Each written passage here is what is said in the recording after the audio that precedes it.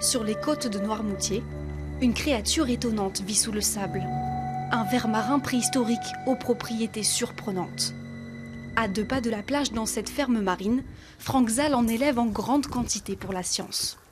Ce qui m'a intéressé, c'est essayer de comprendre comment un ver marin, cet ver marin qui s'appelle l'arénicole, Arénicola marina ou le busug en breton, était capable de respirer entre les cycles de marée haute et marée basse. Pourquoi? Parce que pour moi, c'était bizarre de pouvoir respirer dans l'eau et dans l'air. Et finalement, je me suis posé cette question. J'ai trouvé cette molécule qui est une hémoglobine extracellulaire chez ce ver marin. Et en fait, j'ai compris pourquoi le ver était capable de respirer ou pas dans ces deux milieux. En fait, j'ai vu que l'arénicole était capable de respirer quand il était sous l'eau. À marée basse, il arrêtait de respirer et il vivait sur son stock d'oxygène qu'il avait fixé sur ces petites molécules d'oxygène. Une découverte sans précédent. Le scientifique réussit à utiliser l'hémoglobine du ver marin sur l'être humain.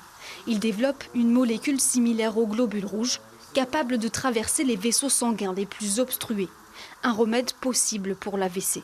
À l'accident vasculaire cérébral, problème d'oxygénation du cerveau, soit parce qu'il y a un vaisseau qui fuit, en fait il y a un problème de vaisseau en fait, au niveau du cerveau, soit parce qu'il y a un colmatage et les globules rouges ne peuvent pas passer.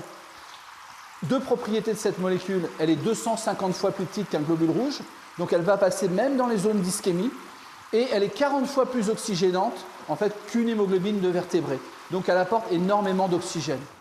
Autre application possible, cette fois c'est sur les greffés du rein que la molécule agit. Elle a été testée au CHU de Poitiers pendant 2 ans.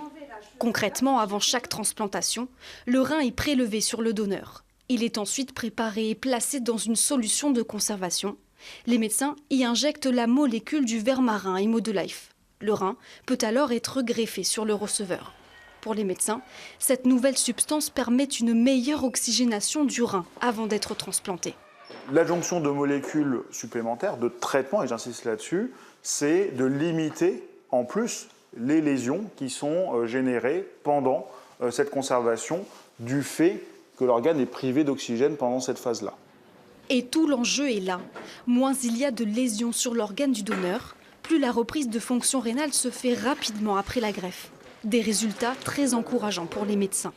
Aujourd'hui, les donneurs sont de plus en plus âgés, donc avec des greffons rénaux de plus en plus fragiles. Et tout l'enjeu aujourd'hui est donc encore une fois de protéger de ces lésions les greffons fragiles que l'on a pour qu'une fois transplanté chez le receveur, eh bien, l'organe fonctionne le mieux possible et le plus longtemps possible. Les chercheurs vont poursuivre leurs études. Ils devront prouver son efficacité sur un plus grand nombre de greffés. Ce produit qui pourrait sauver des vies humaines grâce à un ver marin sous le sable de Noirmoutier.